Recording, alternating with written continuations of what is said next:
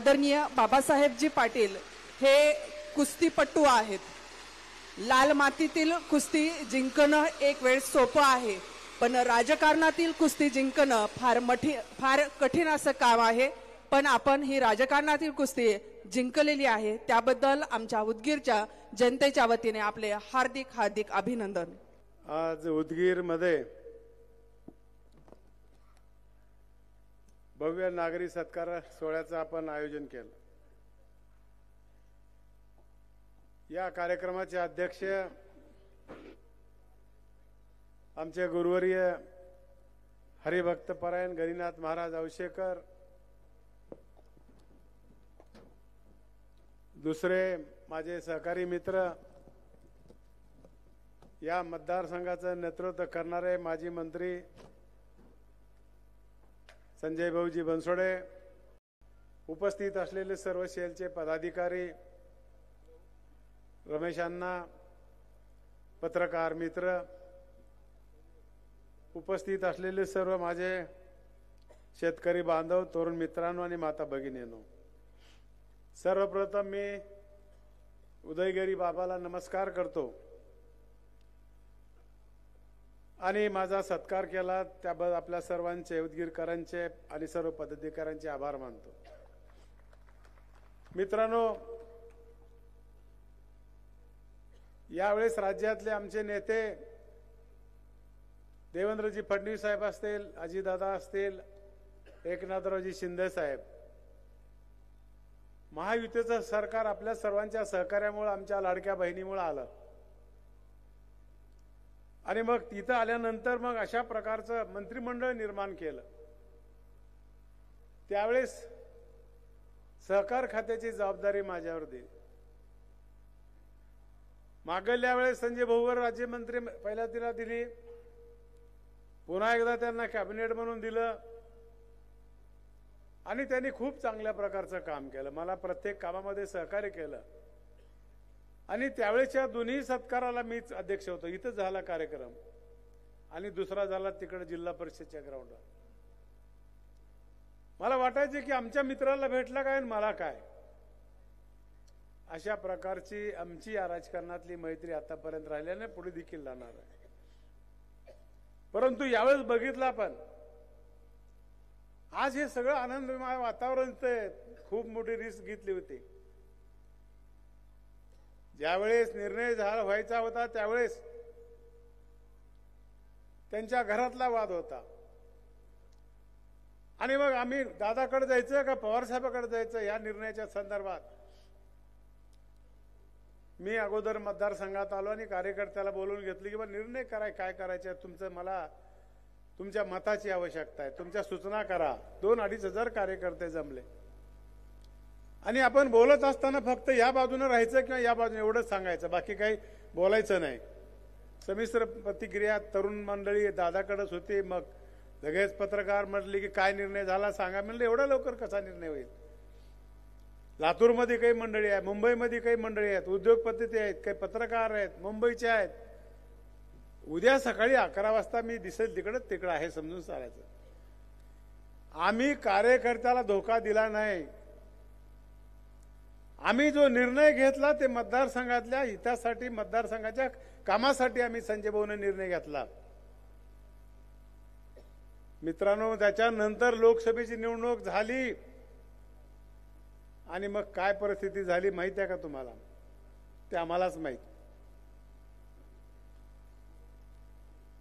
लोकांना वाटायचं ही चुकीचा निर्णय झालाय, पण आमचा आत्मविश्वास होता, आम्ही जे निर्णय घेतलाय मतदारसंघाला न्याय द्यायचे, विकास करायचे म्हणून आम्ही निर्णय घेतला आणि त्या दिवशी देखील मी सांगितलं निवडणुकीमध्ये मी समाधानी आहे, मी चुकीचा निर्णय घेतला नाही, काही कामं करता आली आम्हाला। आणि मग आज बघितल्यावर वाटतं लोकांना की आपणच निर्णय चांगला घेतला। लोकसभेला उलटा निर्णय लागला आणि मग ते विरोधी आमच्या समोरच्या पार्टी थोडीशी आत्मविश्वासात गेले आणि आम्ही मात्र झपाटून कामाला लागलो। सरकारने देखील एक नाही अनेक चांगले निर्णय घेतले। लाडक्या बहिणीचा निर्णय सगळ्यात चांगला झाला, पोलीस पाटलाच्या पगारी दिल्या, शिक्षकाच्या दुसरा टप्पा दिला, अंगणवाड्याच्या ताईच्या पगारी दिल्या, जे जे काही करता येईल त्यावेळेस केलं. आमच्या शेतकऱ्याच्या मालाला भाव देखील अजूनही आम्हाला भेटला नाही, त्याच्याबद्दल आम्ही स्वस्थ बसणार नाही. अनेक कारण आहेत. आम्हाला जर खरी प्रगती करायची असेल, आमच्या देशाची अर्थव्यवस्था हे कृषीप्रधान देश आहे आणि कृषीवरच आहे. आम्हाला ह्याला वाऱ्यावर सोडून आम्ही राजकारण विकास करू शकत नाही. सांगितलं आता संजय भाऊनं, तुम्हाला जर ही तुमची अर्थव्यवस्था मोठी करायची आहे, देशाची करायची आहे, तर तुम्हाला शेतीकडे आम्हाला तिकडे बघावं लागेल. आणि त्या पद्धतीनं आता एक आपल्याला चांगला कृषी मंत्री केंद्रामध्ये देखील भेटलाय, राज्यामध्ये देखील भेटलाय. आणि म्हणून शेतकरी राजारो ठीक आहे जे काही झालं, पण भविष्याच्या काळामध्ये आम्ही निश्चितपणे सरकारमध्ये सोयाबीनचा भाव असेल, ऊसाचा भाव असेल, आज बघितलं साखरेचा भाव 36 आणि 33 रुपये आलाय. आणि FRPचे रेट वाढलेत, इथेनॉलचे रेट कमी झालेत. आणि मग याच्यामध्ये देखील आपल्याला थोडासा विचार करावा लागणार आहे. आणि ते केल्याशिवाय आम्ही स्वस्थ बसणार नाही. पहिल्या सुरू आम्ही मंत्री झाल्यानंतर पहिलाच सत्कार मी उदगीरला दिलाय मित्रांनो. माझ्याही मतदारसंघात मी घेतला नाही. 1-2-3 बैठका घेतल्या. कार्यकर्ते म्हणाले संजीव भाऊ मुली लवकर द्या, आणि दिला मित्रांनो. का दिलं त्याचं कारण वेगळं आहे. कारण या मतदारसंघामध्ये आदरणीय जाधव साहेबांनी नेतृत्व केलं. तुम्ही तळहाता फोडासारखं जपलात, आणि मी देखील तेच भविष्याच्या काळामध्ये करणार आहे. तुम्ही काळजी करायचं कारण नाही. मी काय संजय भाऊ मंत्री झाले काय, काही फरक पडणार नाही. आम्ही दोघं सारखेच आहोत, बिलकुल फरक पडणार नाही मित्रांनो. आणि या गावाचा तर खूप माझ्यावर प्रभाव आहे. अनेक वेळेस या शहरामध्ये फिरलोय मी. या शहराची ओळख देशालाही माहिती आहे. सगळ्या क्षेत्रामध्ये या शहरांनी आपला ठसा उमटवलाय. आंध्र प्रदेश, महाराष्ट्र, कर्नाटक 3 राज्याच्या मध्ये बसलेलं शहर आहे. खेळामध्ये प्रगती केलेला आहे, दाल मिल मध्ये प्रगती केलेला आहे, व्यापार मोठा आहे, शैक्षणिक केंद्र म्हणून नवाजलेला आहे. या गावामध्ये, या मतदारसंघामध्ये अनेक विभूती जन्माला आल्यात. शिक्षण क्षेत्रामध्ये नायडोळे सर इथं आलेत, दयानराव डोणगावकर, माधवराव सुरेशी, भगवानसिंग गुरुजी, होळीकर सर, कितीतरी मान्यवरांनी या मतदारसंघाला शिक्षण क्षेत्रामध्ये चांगल्या प्रकारे दिशा देण्याचं काम केलं. आम्हालाही त्यांच्यामुळे काही शिकता आलं. रंगा राचुरी असतील, गोविंदराव अण्णाचे भाऊ व्यंकटराव असतील. खेळामध्ये बघितलं त्यावेळेस सुभाष मुक्कावार आमचे व्यापारी होते. इथले व्हॉलीबॉलचे प्लेयर नामांकित, ऑल इंडिया पातळीला खेळलेले, हॉकी सारखा खेळ खेळलेले, खो खो सारखा खेळ. तो मुस्लिम नावाचा रशीद का काहीतरी नावाचा होता, शिवरिंग अण्णा होते आमचे, अतिक नावाचा. आणि त्यावेळेस वेगळी सिस्टीम होती, थोडासा हाय बॉल काढायचा आणि मग शॉट मारता. त्याच्यामध्ये खूप टेक्निक वाढलंय. अशा खेळामध्ये प्रगती, व्यापारामध्ये प्रगती आणि संस्कृतीचं जतन करणारं शहर म्हणून याच्याकडे बघितलं जाते. लातूर जिल्ह्यामध्ये 2 नंबरचं शहर आहे. झपाट्यानं वाढ झाली इथे, अजूनही खूप मोठी वाढ होणार आहे. शांतता प्रिय आहेत, अनेक जातीचे लोक राहतात. अडकिता, इथल्या गावातला अडकिता आणि जो झेंडा तयार होतोय, कपडा तो इथं तयार होतोय, तिरंगी झेंडा. अशा वेगवेगळ्या गोष्टीनं नटलेलं शहर आहे मित्रांनो. लातूरच्या नंतर 2 नंबरचं शहर आहे. आणि म्हणून माझा वेगळा बघण्याचा दृष्टिकोन वेगळा. इथं आम्हाला खूप शिकता येतं. आम्ही नायडोळे सराचे, मी जरी विद्यार्थी नसलो तर त्यांच्याकडून मला खूप शिकता आलं.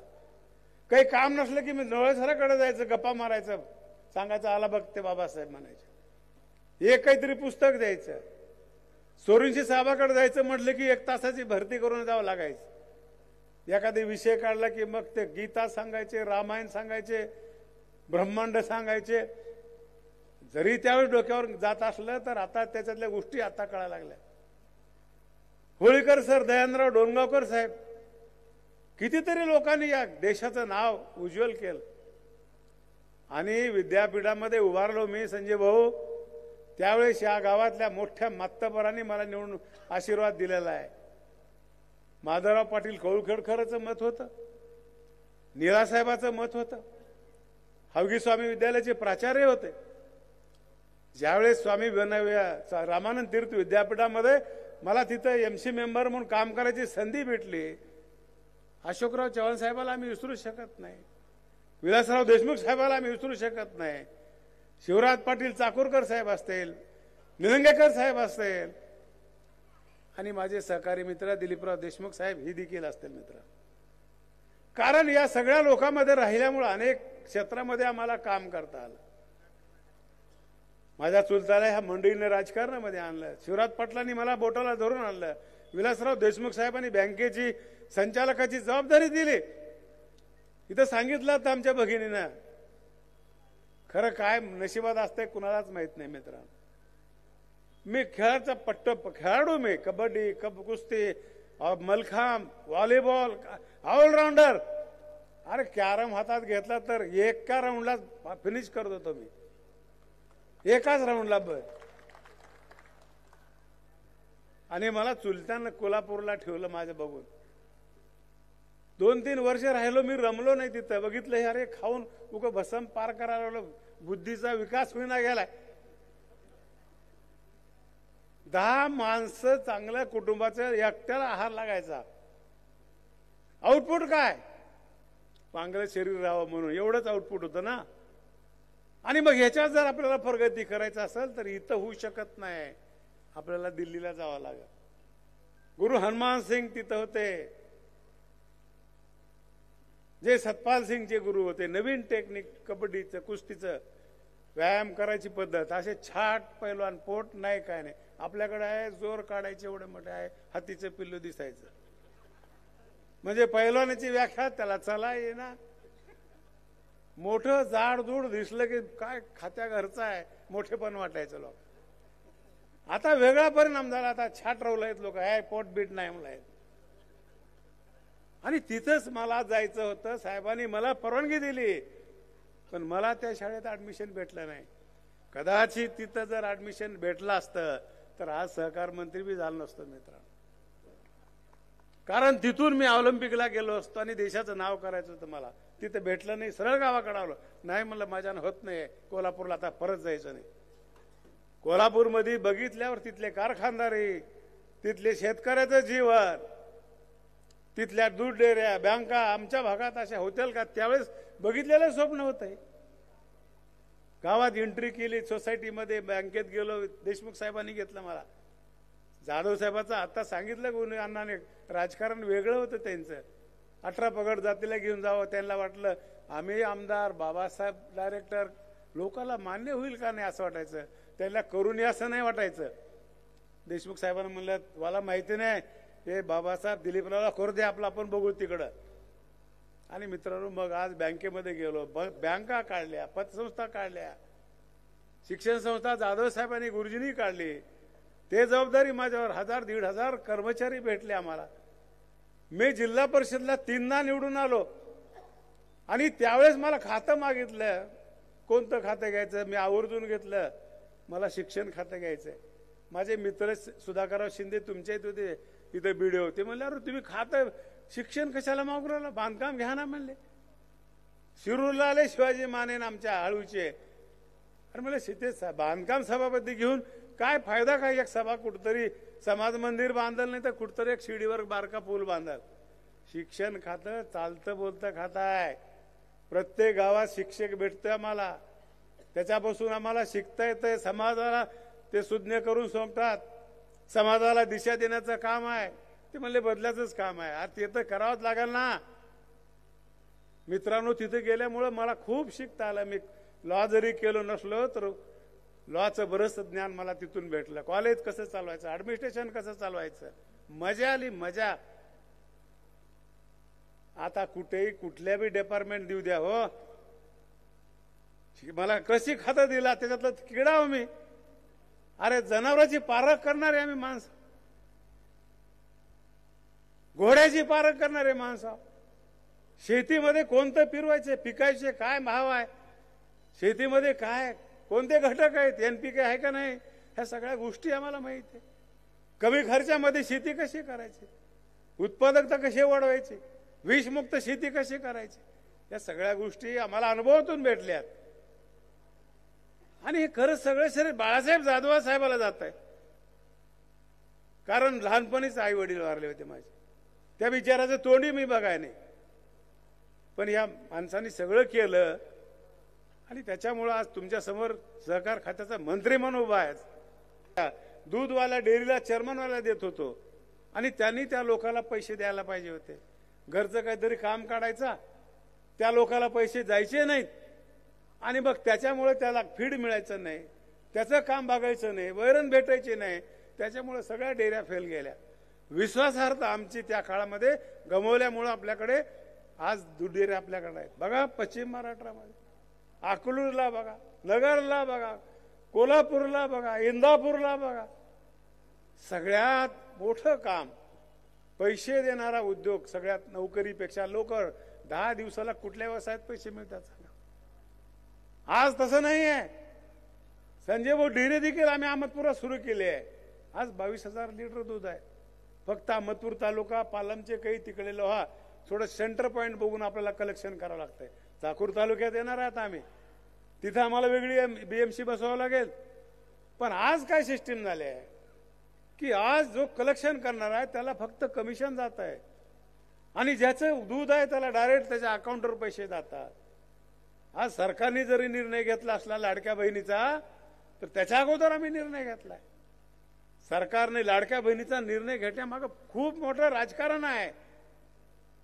अरे आपल्या बरोबरचे देश आपल्यापेक्षा प्रगती का केली? त्या देशाने महिलाला संधी दिली. सावित्रीबाई फुलेचं खरं आपलं खूप मोठी देणगी आहे आपल्याला आणि म्हणून 50% ताकद आपण घरात दामून ठेवली. का 2 दशकामध्ये संधी भेटली या महिलांना. पहिल्याच्या महिला नशिबान, दुर्दैव नशीब होतं, खायला भेटत नव्हतं. पोराला म्हणजे घरचा दिवा लावणार आहे, दूध, चांगलं काम, उरलं तर खायला मिळायचं. व्यासपीठावर बसलेला भगिनी आज नशिबाव ना तुम्ही.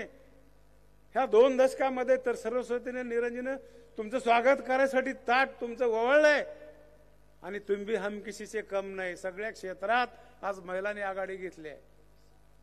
शिक्षणामध्ये घेतले, खेळामध्ये घेतले. अरे कुस्तीचं स्वर्ण पदक महिलांना दिलं. पुरुषांनो, पोरांनो जागे व्हा. आता दिवस लय वाईट आलेत रे. कबड्डी खेळ त्याच खेळल्यात, कुस्ती तेच खेळल्यात, अभ्यासात तेच, राजकारणात तेच. मी कधी कधी सांगतोय, आमच्या काळामध्ये माझ्या मालकीनला बघायला मी गेलो. सांगितलं माझा एक मित्र होता. मी म्हणला अरे आपल्याला हुशार असले तर आपल्यालाच काहीतरी विचारलं रे पोरगी. का विचारायचं पोरगीला ना प्रश्न? ती बबुडी आहे का, मुखी आहे का, एवढं विचारायचं काही कारण नव्हतं. विचारलं बाई काय नाव आहे, बापाचं नाव काय, काय शिकली, एवढंच. चल गपची बसू, दुसरं काहीतरी विचारलं.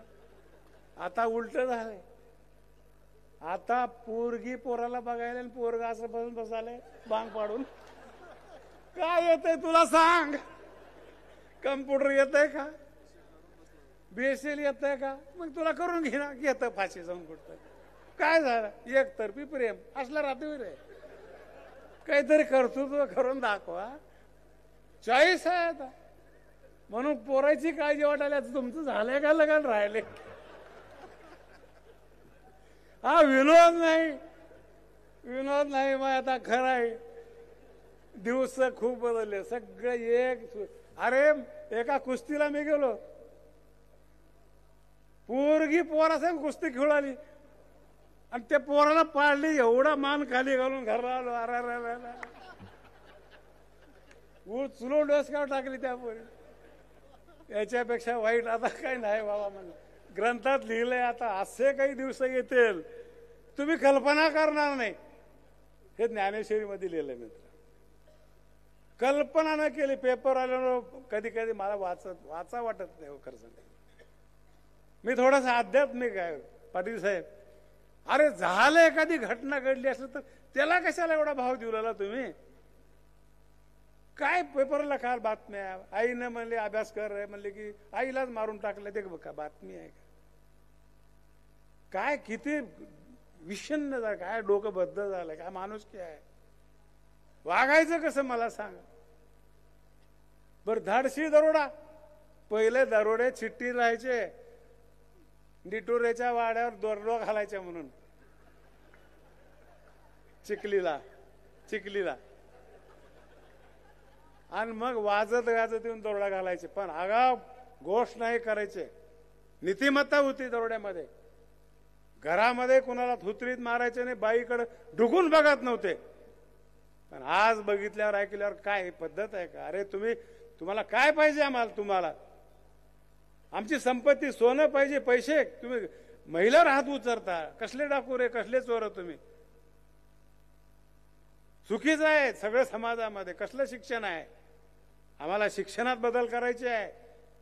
पालकांनो शिक्षण, पोरांनो बालकांनो पोराच्या मनावर शिक्षण शिकवा. तुम्ही उगा लादू नका पोराला. संजय भाऊ कार्यक्रम घेऊत आपण अहमदपूरला एक मी घेतो. मे महिन्यामध्ये सगळ्या पालकांनी, शिक्षकांनी, विद्यार्थ्यांनी आलं पाहिजे आणि मुलं 8वी पासून आले पाहिजेत. मुलाची चॉईस असली पाहिजे. काय त्याला कशात इंटरेस्ट आहे, खऱ्या बापाचं कर्तव्य ते आहे. त्याचा बुद्ध्यांक काय, त्याची आवड काय, त्याची आवड बघा, त्याची बुद्धी बघा आणि आपली आर्थिक परिस्थिती आणि त्याला ज्याची आवड आहे त्याच्या पाठीमागं वडील म्हणून खंबीरपणे उभा राहा. कोण म्हणलं डॉक्टर, इंजिनियर, तहसीलदारच काही नाव कमवू शकते, पैसे कमवू शकते? खेळामध्ये चांगला असला त्याच्या मागं बाप म्हणून तुम्ही खंबीर उभा राहा. पेंटिंग करत असेल त्याच्या पाठीमागं उभा राहा. माझ्या गावामध्ये गायकवाडाची मुलगी आहे, नागठाण्याची. मी गेलो, तिने कॅमेऱ्यात फोटो काढली. 2 महिन्याला फोटो कॅमेऱ्यामध्ये काही कमी झाला असेल. तिला म्हणलं बेटा तुझी इंटरेस्ट ह्याच्यात आहे का सांग. तिला पुण्याला नेऊन ठेवलंय मी आता. ह्याला म्हणतेत राजकारण. 90,000 मतं घेण्यापेक्षा भाऊ मतदारसंघात फिरताना बघा तुम्ही. तुमचं लोकांनी कौतुक केलंय, तुम्ही चांगलं खूप काम केलंय. पण अशा प्रकारचे लोक तुम्ही हुडकून काढा.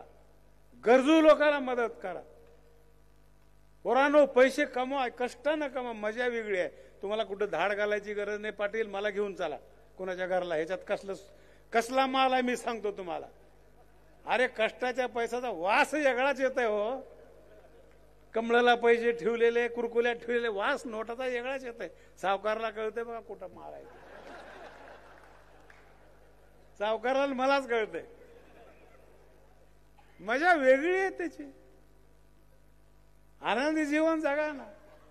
पोराला चांगलं शिक्षण द्या. करायचं आम्हाला प्रयत्न करूत. आपण सगळ्या गोष्टीमध्ये करू. एवढी मोठी संधी संजय भाऊला आम्हाला दिल्या. आणि कुठं फक्त आपल्या मतदारसंघापुरतं नाही आम्हाला करायचं. अरे खुर्ची कशासाठी दिलाय? लोकांना असं वाटतं की येणारं काय मागते का? अरे द्यायला बसले, द्या ना तुम्ही लोकांना. देणे में जो आनंद है लेने में नहीं है. देत राहा काय असेल ते. असं आकडून जर बसलो खुर्चीला धरून तर काय मजा येणार. आज शेतीमध्ये आम्हाला अनेक चांगले, मला फेडरेशनला दिलं. मला अजून 2 वर्ष 3 वर्ष भेटला असतं तर दाखवलं असतो काय. अनेक प्रयोग केले आम्ही फेडरेशनला. चायना बरोबर बरोबरी करायचं. चायना 350 अटेम्प्ट्स मध्ये पुढे आहे. आज सगळ्यात मोठा प्रश्न पाटील साहेब, अन्नधान्यानं स्वयंपूर्ण झाला होता. आम्हाला विषमुक्त शेती करायची आहे. गावात गेले की प्रत्येक 2-3 म्हणतात काय झालंय, कॅन्सर झालाय. काहीच नाही, काही खात नाही, निस्वार कसलंच व्यसन नाही, दारू नाही, तंबाखू नाही, काही कॅन्सर झालाय. काय कारण आहे? हे पेस्टिसाइड खत मारायला लागलो, केमिकल. आंबे आम्ही आयुष्यात कधी बघितले नव्हते एवढे पिवळे. केळी बघितली आम्ही, भट्टीची केळीची मजा वेगळी. खावं का नाही भीती वाटायला लागल्या बाजारात. दुधामधली काय परिस्थिती. आज देशामध्ये दूध किती निर्माण होत आहे आणि देशाची रिक्वायरमेंट काय, खूप गॅप आहे. कुठून येते एवढं दूध ते आपल्याला सगळ्याला लक्षात येत. अशा प्रकारचे आम्हाला शेतीमध्ये करायचे आहे. शेतीमध्ये काही छोटा उद्योग नाही आहे. एका गावामध्ये एवढे लोक शेतीत कामाला लागतात. सरकारने आम्ही त्यांना सहकार्य करूत. आम्हाला नवीन तंत्रज्ञान वापरू. तंत्रज्ञान वापरणं म्हणजे काय, तिथं माणसाला कामावर कमी करणं नाही आहे. यांत्रिकीकरण हे परफेक्टनेस काम होते. तिथे कटिंग करेक्ट होते, लागवड चांगली होते. त्याला जे प्रोग्राम दिलाय ते प्रोग्राम होते. माणसाला कामाला लावायचं नाही असं नाही. आणि कौशल्यावर आधारित शिक्षण म्हणजे काय, आमच्या सुताराचं काम, लोहाराचं काम, त्या लोकांचं काम शिकणं म्हणजे कौशल्य नाही. कॉम्प्युटर आहे, नवीन व्यवसाय आलेत, नवीन तंत्रज्ञान आलंय, त्या गोष्टी शिकणं म्हणजे आम्हाला कौशल्य आहे. आज सरकारने काय आपल्यासाठी कमी केलंय का? किती महाविद्यालयामध्ये मला सांगा हे दिलेत आपल्याला. त्या विषय घेतात आणि पुन्हा काही डिग्री घेऊन काहीच करत नाही. काय अपेक्षा आहे सरकारला? व्यावसायिक अभ्यासक्रम कशासाठी काढलाय? त्याच्यामधून तुम्हाला ज्ञान मिळावं, तुम्ही व्यवसाय उभा करावा. पण घडत नाही आम्हाला. सगळेच नोकऱ्या मागायला लागलेत. आम्हालाही लोक नोकऱ्या मागायच्या, दिल्या पाहिजेत, नाही असं नाही, पण स्किल लोक आमच्याकडे नाही. आज माझ्याकडे 300 महिला काम करतात गारमेंटला. नवीन जापानच्या झुकी कंपनीच्या मशीन आहेत. काय परफेक्टनेस काम आहे. एखाद्याच्या अंगावर कपडा बघितला तर कोण शिवला आणि कोणती मशीन वापरल्या ती कळते आपल्याला. फक्त प्रोग्राम द्यायच्या मशीनला. एवढी आज ह्याच्यामध्ये आपल्याला ऍडव्हान्स टेक्नॉलॉजी आली आहे. या सगळ्या गोष्टी आपल्याकडे उपलब्ध आहेत. खूप मोठं मार्केट आहे. आता कुठेतरी आपल्याला जागा व्हायची वेळ आलेली आहे. आपण नशिबानं आहोत. निष्कारणपणे आपल्याला 3 ऋतू दिलेत. आज ऊर्जामध्ये आम्ही कमी पडलोय. आता सरकारने धोरण अवलंबलंय. सौर ऊर्जेच्या माध्यमातून, मिडमधून, पाण्यामधून आम्हाला ऊर्जाची निर्माण करायची आहे. मला सांगा, काल परवा मी संजय भाऊ जपानला गेलो. कारखाना एक बघितला. कसला कारखाना तिथे बघितला आम्ही. ह्या वेस्ट पासून त्यांनी ऊर्जा निर्माण केली. काही मेटल तयार केलंय. सेम कारखाना, साखर फॅक्टरी सारखा. कारखान्यात गेलं तर वास नाही कधी. त्या जे डम्पिंगच्या गाड्या आहेत ना, गाड्या जळून गेल्या तर आपल्याकडे लक्झरी देखील त्याच्यासमोर झक मारतील. एवढ्या क्लीन, स्वच्छ आहेत. ही डम्पिंगची गाडी वाटत नाही. तिथं आता उलट शॉर्टेज आहे डम्पिंगचं. 1100 कोटीचा तो कारखाना होता. आज आपल्याकडे बघितलं मुंबईला ते डम्पिंगचे तर असे डोंगराच्या डोंगर आहेत. मग का आम्ही नगरपालिका, महानगरपालिका अनेक ठिकाणी राबवलेत फेपू. त्याच्यामधून काही खत निर्माण केलाय, गांडुळाचा खत निर्माण केलाय. मग आमच्याकडे का फेल व्हायला? चुकीचे माणसं बसवायला. आपण तुम्हाला राजकारण करायचं आहे, व्यापार करायचा आहे आणि व्यावसायिक करायचे आहे. त्याच्या गुणवत्ते जर तुम्ही नाही घेतलं तर मग हीच होणार आहे. सोयरा बघून घेतलो तर तीच होणार आहे. त्याची कुवत बघून, मेरिट, इलेक्टिव्ह मेरिट बघून जर केलो तर हेच होतं. या निवडणुकीमध्ये पाटील साहेब 17 निवडणुका लढला मी आतापर्यंत. 17 जिल्हा परिषदच्या, जिल्हा बँकेच्या, विद्यापीठाच्या, आमदारकीच्या 17 निवडणुका लढवल्या. काय प्रचार होता आमच्या लोकांचा? कम्युनल प्रचार करायला लागले. ओबीसीचं वातावरण खराब केले आमच्या लोकांनी. पण नाही, मतदारांनी दाद दिली. 72 मतदार आहेत माझ्या मतदारसंघात. उगम मतदान देत नाहीत कोणालाही. भाऊ तुम्हाला 90,000 दिले, तिथं सोपं आहे. तुमच्यापेक्षा निलंग्यात अजून सोपं आहे. औषध तर त्याच्यावर सोपं आहे. आमच्याकडे लई अवघड आहे. 30,000 म्हणजे तुमच्या 1.5 लाखाच्या पुढे यावं मी.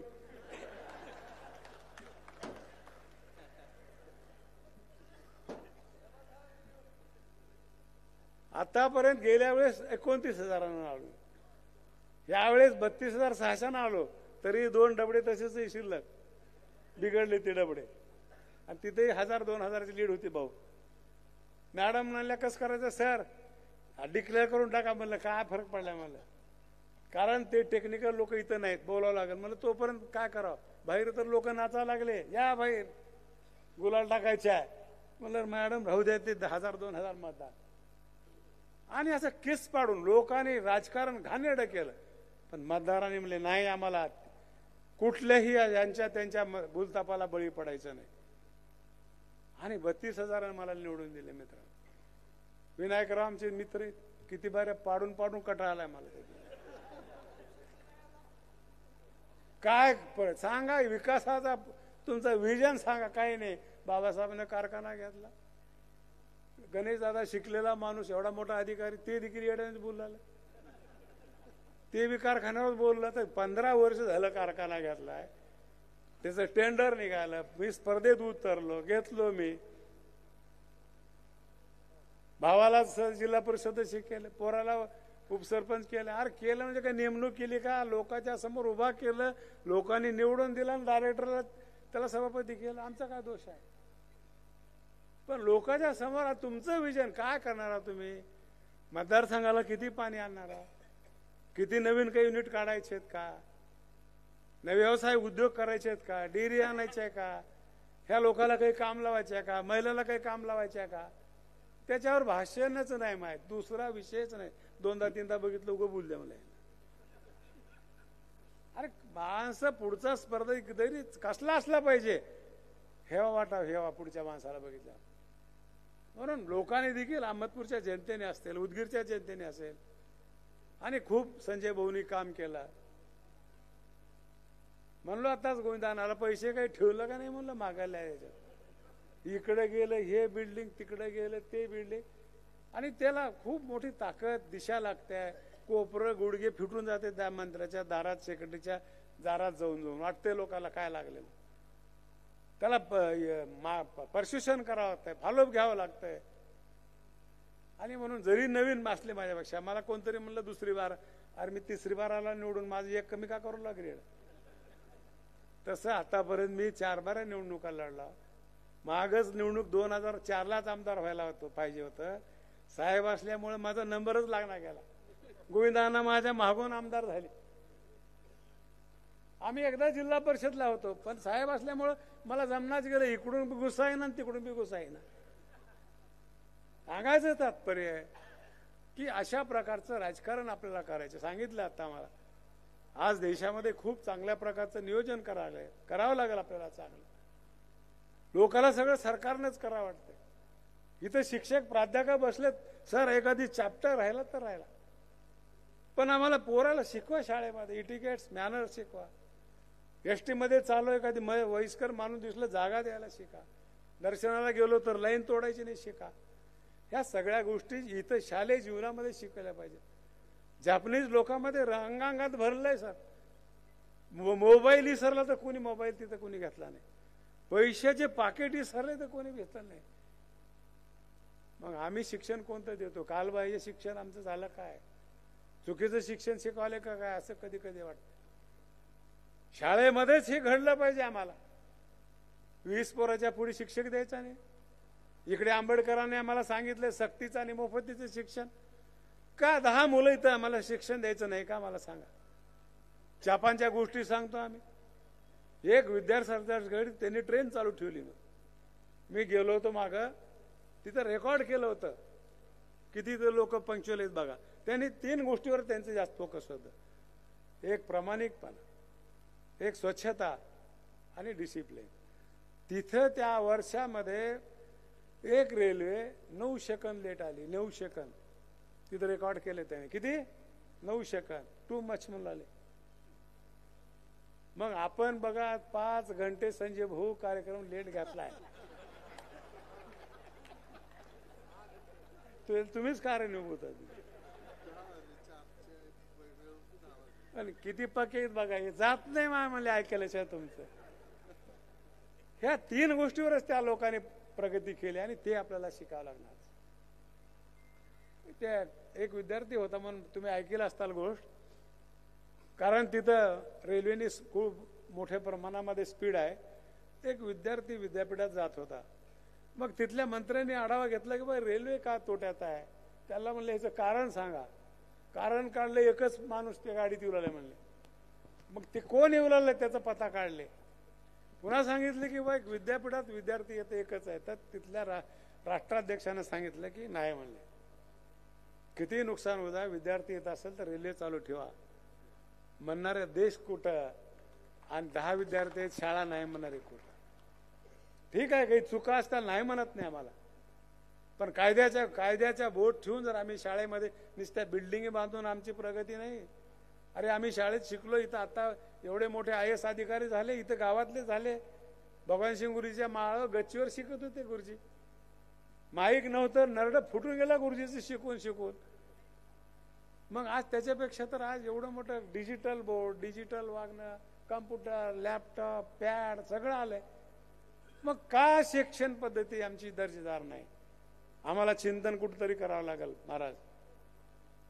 आणि ते करण्याची योग्य वेळ आलेली आम्हाला खरी प्रगती करायचं असेल तर 2च गोष्टी. एक सहकार चळवळ आणि आम्हाला शिक्षण. आणि चळवळीला दिशा दिल्याशिवाय बाबासाहेब पाटील स्वस्थ बसणार नाही. अनेक संस्था उभा करायच्यात, डेऱ्या उभा करायच्यात, सूतगिरण्या उभा करायच्यात, सोसायट्याला सक्षमीकरण करायचं आहे. चांगल्या सोसायटी आहेत त्यांना कॉम्प्युटराईज करायचे आहे, गोडाऊन द्यायचे आहेत, खरेदी करायचे आहेत. याच्यासाठी ही आमचं सहकार खातं आणि ते करायचं काम आम्हाला करायचं. म्हणून मित्रांनो, आमचा सत्कार केला. आईपेक्षा मावशीच्या गावाला प्रेम करतात म्हणून आम्हाला उदगीरला या वाटतं. काय मला सांगा म्हणलो संजयजी, काय प्रकार. अरे मुख्यमंत्र्याचा एवढा सत्कार कधी झाला नसं, काही घ्यायचं तर असतं माझ्याकडून काय म्हणा. पण नाही, प्रेम आपुलकी असल्यामुळे आपण केला. येण्यासाठी उशीर झाला. संस्कृती आपली आहे, सगळे महाराज इथं आहेत, पुतळे आहेत, जावं लागतंय. आणि इथल्या त्या उदयगिरीची तर कथा सगळ्यालाच माहिती आहे. मला अरे संजू आधी जाऊन येऊत, मला आधी. धार्मिक आहे ना मी, थोडासा धार्मिक आहे, श्रद्धाळू आहे, नाही असं नाही, काही ठेवायचं नाही म्हणलं. एकही देव आपल्यावर नाराज होईल म्हणून दर्शन घेण्यासाठी उशीर झाला. राजू सावकार म्हणले पुन्हा गेलो असतो की, तर नाही, तसं नाही. आपण मागणारे लोक आहोत. विज्ञानाला जरी मानणार असलो तरी आपल्याला काम करायचे आहे. आम्हाला प्रगती करायची असेल तर एका हातामध्ये गीता घ्यावा लागेल आणि एका हातामध्ये कॉम्प्युटर घ्यावा लागेल आणि ते घेऊन आम्हाला काम करायचे आहे. फार काही बोलत बसत नाही. खूप चांगलं नियोजन केलं, सत्कार केला सगळ्या पदाधिकारी, सोसायटीचे चेअरमन, कितीतरी चेअरमन, आमचे रामचंद्र पाटील असतील, पी.जी. पाटील, सी.पी. पाटील, या लोकांनी त्यांची शिकलोय आम्ही. सहकारामध्ये देखील भाऊसाहेबांनी अनेक संस्था उभा केल्या. विळेगावकर मामा असतील, हे दत्तूगीर गुरुजी असतील, बापूसाहेब एकंबेकर असतील, आमचे पी.जी. पाटील साहेब असतील, ह्या सगळ्या लोकांनी एवढं मोठं काम केलं. त्यांचा आदर्श घेऊन आपण काम करू. कुठंच बाबासाहेब पाटील वेगळं करणार नाही. अहमदपूरच्या पेक्षा जास्त उदगीरला देण्याची गवाही माझी आहे. अशा प्रकारची अपेक्षा व्यक्त करतो. खूप मोठा सत्कार केला. अरे बोलिलो असतं तर मालकीलाही बोललो असतं की बघ तुझ्या नवऱ्याचा काय रुबा म्हणून, छाती बडून घेतली असते. मी रोज काम करते ते बरं झालं. संजू सांगाव काही नाही तर सांगतो मी स्टोरी, ऐकत येते माझं, तसं काही नाही. हा आता असतं का? आता नाही. एवढंच या निमित्तानं सांगतो. खूप चांगलं नियोजन केला, त्याबद्दल आभार मानून माझे 2 शब्द संपवतो.